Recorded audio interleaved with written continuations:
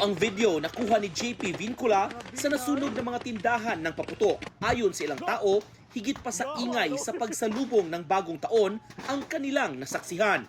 Natanggap ng Barili Fire Station ang alarma alas 9:33 ng gabi. Rumisponde sila at naapula ang apoy matapos ang mahigit 10 minuto.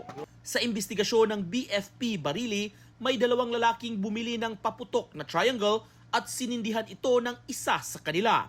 Naitapon niya ang paputok kung saan nakadisplay ang 1,000 rounds ng Judas Belt. Dito na madaling kumalat ang apoy na tumupok sa katabing mga tindahan ng paputok. Nahawakan ng mga tao sa lugar ang dalawang lalaki. Ngunit nakataka sila nang subukan ng mga tao na tumulong para maapula ang apoy.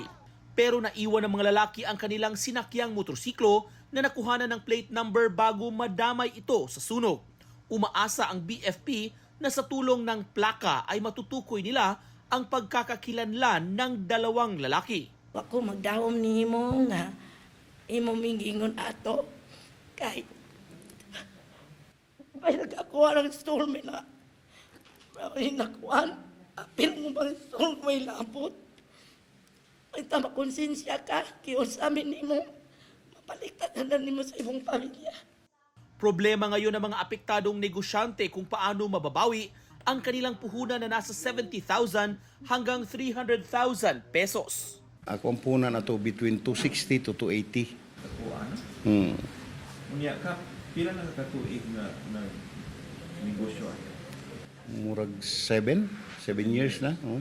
Sa isang pulong na ipinatawag ng BFP, iginiit ng mga may-ari at nagbebenta ng mga paputok na sinunod nila ang mga alituntunin para masigurong ligtas ang kanilang pagbebenta ng mga paputok tulad ng paglalagay ng mga signages, tubig at iba pa. 6 na stall ang hindi nasunog, ngunit naghihintay pa ng go signal kung maaari silang magpatuloy sa pagtinda.